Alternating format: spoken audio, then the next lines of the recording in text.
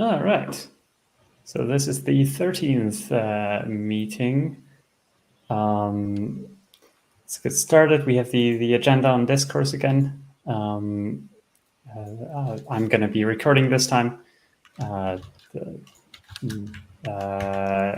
leading the meeting, but John will take meeting notes this time. Oh, God. Okay. I heard the live stream start there in the background. That startled me. Okay, so we don't have a lot of things this time.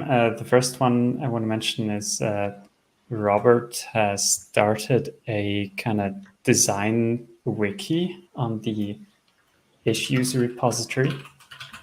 And there's the idea there, as far as I know, and I think this could be pointed out a bit better. Let me share this repository screen.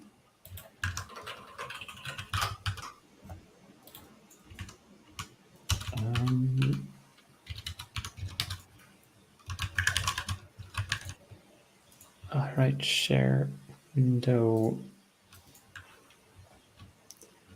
Okay, here, hope you can see that. So we have the wiki tab here, where I think the idea here is to kind of have, instead of discussing all the various designs that we could have in these meetings, that we kind of write them down in a more structured way here in the wiki. And Robert has started a bit with that, about how I haven't looked at all the articles in detail yet, but there's some good ideas here about the various approaches we could take. Originally, this was an issue for this was created to have such a wiki, a design wiki. And Robert also mentioned two kind of extra things here. So one of them is extending the scope of the team to maintain a knowledge base about the potential design of the wiki, of Nixpkgs in a wiki. So actually, like, make it part of the team responsibilities. And the other kind of distinguish what should go into discussions and what should go into these. What should go into the wiki, what should go in discussions, and what should be in like official docs.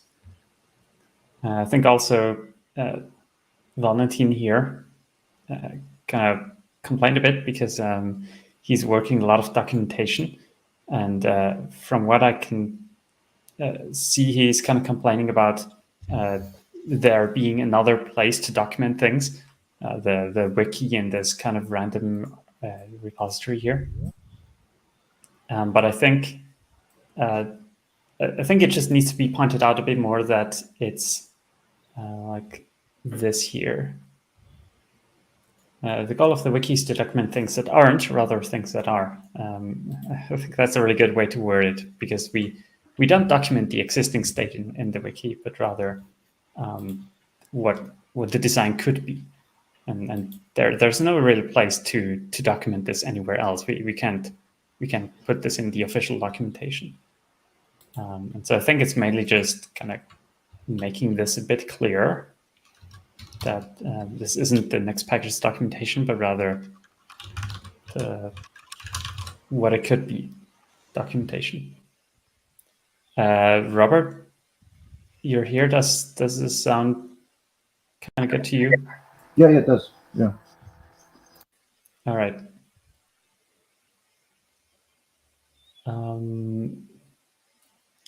Design implementation.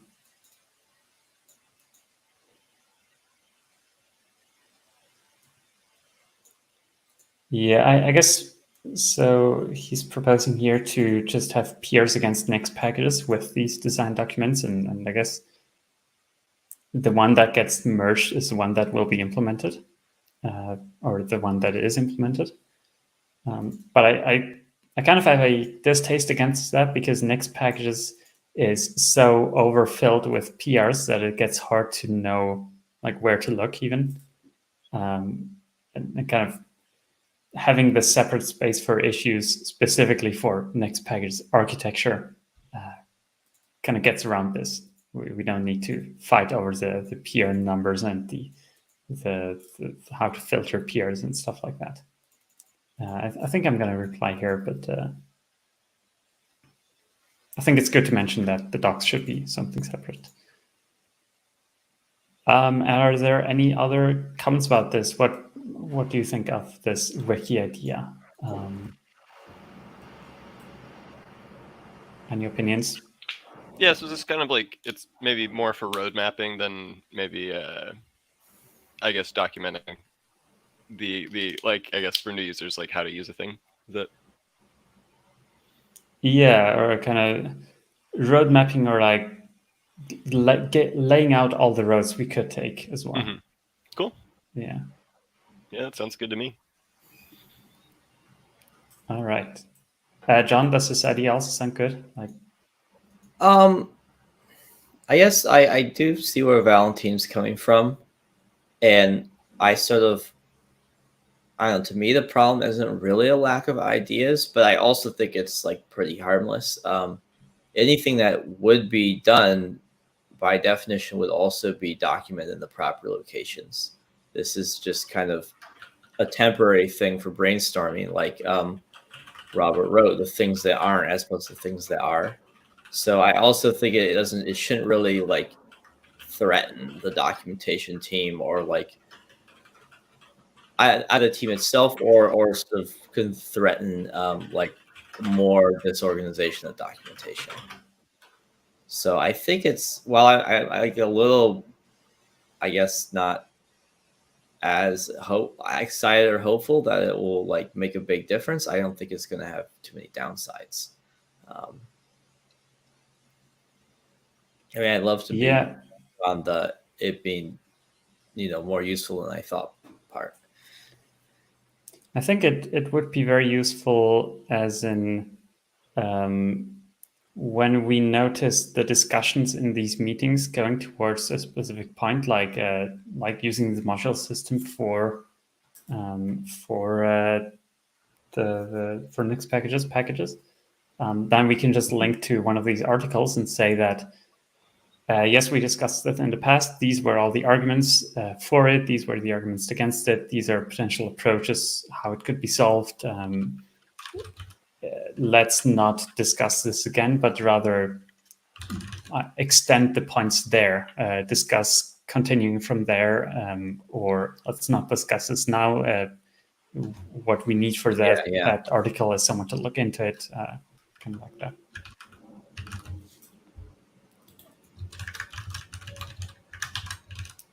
Yeah, Robert, is that kind of how you envisioned this? Kind of. Yeah. All right. So I think that's good. Then let's move on to the next point. So that was just a kind of one comment in the Matrix channel, and it kind of relates to the wiki now as well. How Chris pointed out that we should only rely on meetings for harder decisions, where the entire team needs to be there, instead of kind of discussing random things where that we might as well do in the channel.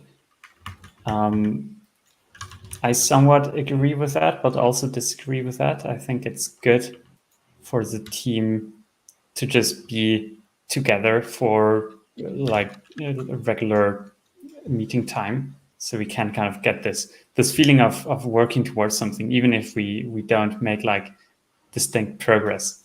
I think it's nice to just have people talk about various things, about ideas, about getting together. It's good to see everybody. yeah, that too. Get the sense of like people working together. It's just nice, in my opinion. But yeah, well, also like having a lot of people together does take up time proportional to the number of people in that sense. And And so there's also an argument against that. But yeah, good to see that at least Alex agrees with having the meetings. Robert, what do you think? No, sorry. What do you think about like having these meetings? Like, should we only keep the meetings for harder decisions, or is it good to just to get a feeling of working together and have these meetings, even if we don't make like hard decisions in them? Yeah, I think I'm not sure actually. I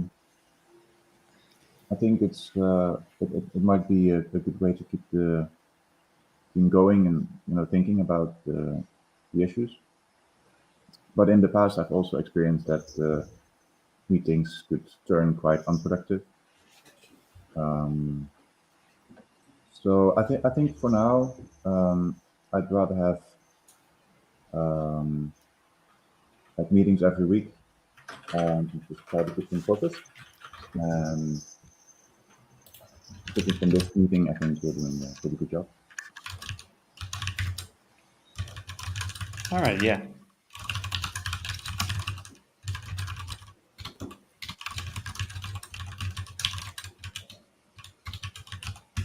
All right. Then John as well. What do you think? Yeah, I think I agree with you.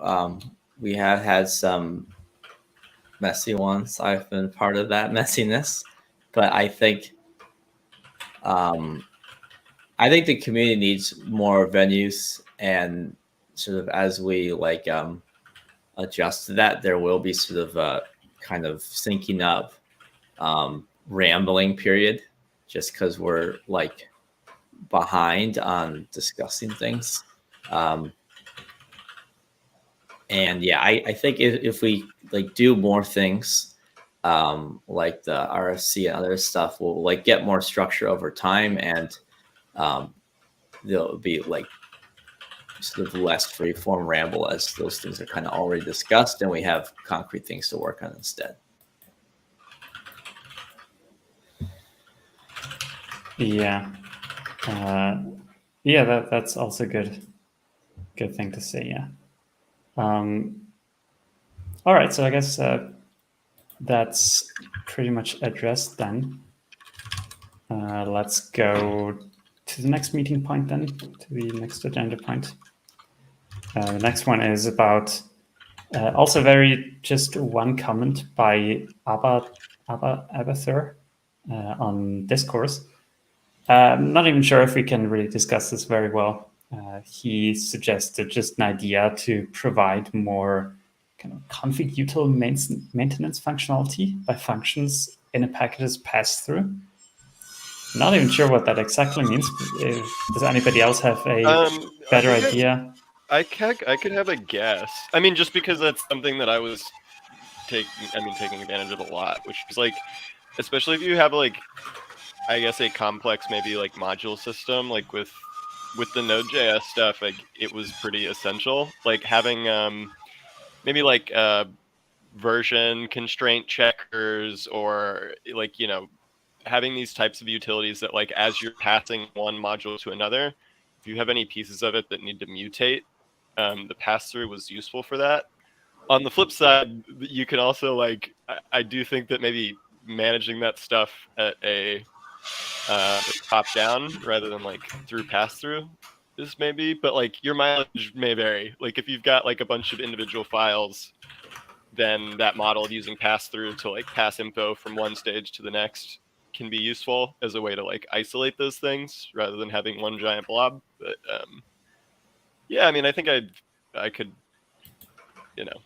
I see the utility of it. Yeah. It's what, yeah, just maybe trying to like know when it's the right thing to do and when it's, kind of a foot gun could be. Yeah. So yeah, I guess it really, like you say, there are use cases for this, but also use cases for the not using pass-through. Yes, yeah, that sounds pretty good.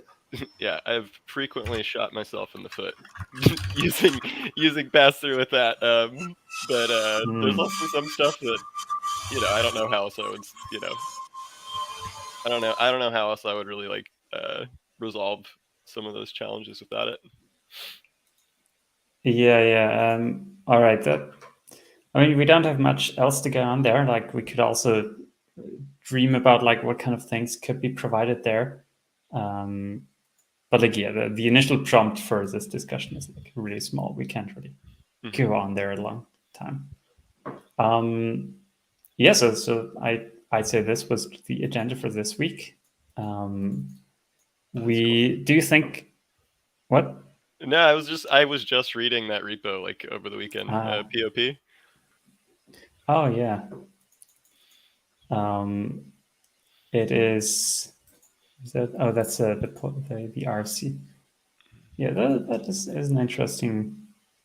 It's an I got kind of interesting lost in idea. it, but I think it was, I'd been playing around with a lot of like type class or like building up extensible objects for a while, and so that was cool to see someone else's take on it. I would say, yeah. They had a very structured way to do it, which is cool. I also took a look at it, but it's hard to understand from like just someone that doesn't know about the Yeah, I think it's something almost like like, that already. yeah, I think and I think it was like I had done an implementation of like a metadata object that would grow like that based on like, oh, what type of file was it associated with? And so having like these kind of like class like kind of like functions floating around on these objects that you could extend was like useful there to specialize them. But mine was a little bit, I mean, I Yeah. thought I had some structure to it, and then I saw this and was like, okay, you guys have this down to like a science. Yeah. But yeah, I think well, let's not discuss this too much here. But I think yeah, it is a very interesting thing to look at. Like for anybody that's interested in like the whole modular system replacement thing, this general idea is interesting. Oh, don't press runtime type checking. I have no idea. Oh, Yants. Yeah. I think they're talking about Yants. Yeah. Is that like, that's like Nix, right? Yeah, that was the one that I've been using that one quite a bit. If you do on the right side, there's a link to TVL on the repo that they moved. But yeah, it's just runtime type checking. But yeah. Is this one you meant, Robert? Yeah, that's the one. All right. Jens. Yeah, that link on the right is actually the one that you probably want. Oh, really? Yeah, this one. I see. Oh, there you go. Yeah, I think README. Oh, okay, here. Well, and yeah, use the. Oh yeah, there it is. You're good. Sorry. Yeah, they have like multiple readmes. And I wasn't sure if you jumped to the root. That one was cool just because I think the syntax was like very C-like, which I appreciated. Yeah. Okay. But yeah, we could also have a quick discussion about there was a discussion like today on Matrix about like providing runtime dependencies, like kind of impurely at runtime. Anybody have? Can we quickly discuss this or? I've done it. I know you can. You've done it? It's a lot of. I mean, like I think, at least for me, like one of the first things that like attracted me to Nix was the like patch ELF and like really being able to leverage that. I've used patch ELF in the same way, but rather than like hard coding store paths, use it to set like hashes in library names and things like that to try to ensure that you get so that you can lock in particular I guess like bits of info that you care about. Like for example, like make sure that I have the right arch or make sure that I have the right, general version or something like that. without hard coding a full store path. There's pitfalls. You can but yeah, I'm not like entirely sure what you mean by that. So yeah, you can you can like edit the resolution, or like edit the library names in your DL headers. And I'll say this is Linux specific, so like this would probably guess, not like, port to Mac. Is it this one? Yep. Yeah. So you can set SO name, and you can, if you needed to have certain, like you could just set it to the short name of like maybe like a version number. Let's say that you wanted to like try to make sure you at least had like some bits of your input were tracked. Like maybe you wanted to make sure that this was configured with a particular option.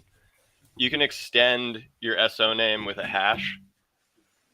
That's like, you might think is maybe like a more limited form of like what you get in the input addressed hash in the store. Yeah. And I feel like that's an interesting idea as well. And like in Nix's case, it would link to like the absolute path anyways. But I guess if you have like external binaries providing the hashes like this might be useful. But I think the discussion on Matrix was about a bit something slightly different. It's more about, let's say you have like, what was the example there? Some, I don't know, Git, for example, or OpenSSL or something, some really basic dependency, and you want to replace. It has a dependency, a runtime dependency that's kind of compiled into the package currently. So something like I think NSS libraries, which are like, what is it, like name servers something? Yeah. Probably not. But yeah, that's kind of painful to change, because you need to recompile essentially the whole world to change this very basic thing that might need a lot of changing. Yeah, and so I guess what I'm recommending is you can edit in your DL headers, like if you edit the SO name to be like libnss, maybe you don't want to like pull the system's libnss. Maybe you do want to get one that's like from Nix, but maybe you're trying to like be lax about. Oh, I see. Particular... So you mean to? Well, no, we don't even need to use patch alpha, and we can just, well, instead of compiling the binary with the absolute path, we compile it with like with not the path in the next door, but rather a different one. That's the trick. I see. Yep. Okay. Yeah, and so that's one that interesting. to even run the test suite for libtool, I have to play with some of these settings quite a bit to get it to stop. I mean, because libtool is trying to patch and like mess with these paths, like I had to get into the weeds on that. But yeah, you can. Yeah. If you mess with it during the, I mean, really, it's like if you leverage patch GLF, you can make this happen. And I think there's a good bit of like, you can still retain some of the purity, like to say that like maybe you don't want to pull the system's copy of a library, maybe you do want one from Nix, but yeah. The kind of idea I had to do this is, well, I don't like the name, it's kind of bad, but I linked to this in the Matrix challenges before. The idea is, let's go here, that so we'd be running a program that, let's say glibc here, and glibc has like this specific hash. Yeah. And this idea says the package resolves a runtime dependency from some mutable path, but it contains the hash of the store path. Yeah.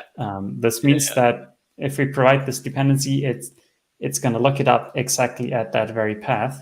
Someone has to put that path there in some mechanism. And so it's still kind of pure because nothing else will look at this path. But also it's impure because you can change it underneath. Yeah, and so that actually might go hand in hand with your patch alpha. Yeah, I think we're on the same page about the general Yeah. approach is the same. Yeah, have you seen like origin for our path settings? I think is that's kind of like the key, I think, to like make any of this stuff work is like Yeah, it's Yeah. not here, but yeah, I know that Yeah, there's yeah, like yeah. the origin runtime path, I think. hmm Those can be good, especially like for like a build env type situation.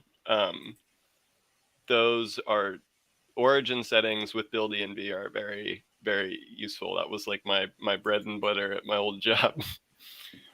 All right, but yeah, I think that's probably good. Like these kind of ideas, it's probably good. The wiki is probably a good place to put them in. hmm Like mention how the SO name idea, the pivot idea, though I'd probably rename this to like impure runtime depths or something. Can describe it I better. like pivot. That's easier to say. It sure is, yeah. Snappier. Yeah. All right, but yeah, if I have time, I'm probably gonna like start writing a wiki article on this here, a short one. Or you're also free to edit Yeah, it. yeah. Anybody should be able to Send it edit over it. to me. I think I've got some old documentation I wrote. I mean, to explain it to my coworkers and stuff that I can probably share parts of Yeah. that. Because I'm we gonna. had big tool chains, so getting like if you had to rebuild the world there, it was like very painful. And so being able to I don't know, having that like runtime switching where you could kind of like fudge the input addressing was important. Yeah. All right, but that sounds good. Let's go ahead with that plan then. Does anybody else have any comments about this?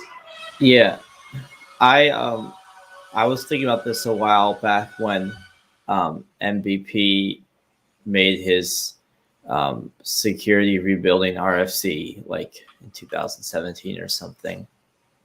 I think we could make it pretty pure. I would, for example, want to, instead of building things against actual SOs or DAIs, build them against a symbol file with the headers. Yeah, you've got it. You've got the idea. Right. Yeah, so then you're not predisposed to any implementation, and the symbol file really is just a reflection of the headers. Yep, and then your input addressing isn't poisoned. Yeah. Right. And also, I want to do it with the CA derivations and this constantly sort of be setting everything. And then I think it just becomes totally pure. You just when you finally comes to link time, then you just mix in the things you want, and out of band you sort of decide what goes with what headers, and then you just do all the linking at the end. So I am excited. Is it about the that. idea that is the idea that you'd build like so you'd have like a bunch of C libraries, which are like derivations upon derivations nested or depending on each other. But then when you build the final binary, you link it against, like you can decide what libraries you link against, but the symbols are taken from the dependency tree somehow. Yeah, so you have like an abstract form of the library that are like you could consider them to be similar to stub definitions, but like basically like you compile against the header at link editing time when you're creating your bin. You link against a stub file. There's some quirks, and I will say like C++ in particular is very sensitive to this. And if you have like thread allocation, like thread local storage, there's some quirks that I spent a very long time like debugging, but for the most part you can link against a stub lib and just compile against the headers, and then from the perspective of your derivation, like you are pure because your inputs were the stub and this header, and so even if the version changes, oh, I see. as long as the library is backwards compatible and still carries those same symbols, you are still like pure and you can still use that at runtime. It does add an extra step, which is that like your runtime env needs to be, you have to mark like a propagated input or something like that Yeah, in and it such needs a to way like that switch it out to the non-stub version of the libraries. yeah, and also so it's Okay. like the derivation that like does the link editing doesn't want to be responsible for marking propagated build inputs. You kind of have like a parent who does that to ensure that you carry your implementation. But like if the stub carried the propagated build inputs, you're still going to rebuild that- because you have to. Yeah. Yeah, but you basically just do a wrapper. Yeah, in the pivot idea, something like that was also necessary. Like I implemented here some way to kind of propagate. I'm not sure. Next support pivot. Yeah, next support pivot, which kind of says what kind of things need to be replaced in the end. But something like this as well for the idea. With input addressing, it's really annoying, and you probably can't quite get right. But with constant addressing, you can. It won't make you go as crazy. You can say, "Oh, I have like a dev output that should not depend on out, and if I just change the implementation, it should be the exact same dev output, and it will have the same hash because it's constant addressed." And then rather than having to like very carefully cheat, everything is actually by construction still. That does sound more convenient. I was doing a lot of there was a lot of effort getting it to work with input addressed. And I think I had it working in my tool chain, but like I will say I would not. I think that doing this for CA would be significantly easier, just like in terms of like complexity and crowd control, because like when I knew exactly what I was trying to do and I had the limited kind of scope, it was one thing, but like trying to solve it general purpose and documenting it and explaining it, I think is that's a whole other beast. All right, but that sounds okay. So we have like a bunch of things we can write down for this. Awesome. But I think we went over all the agenda points for now. So I'm gonna stop the recording. We can stay in the meeting though if you want to discuss something else. So yeah.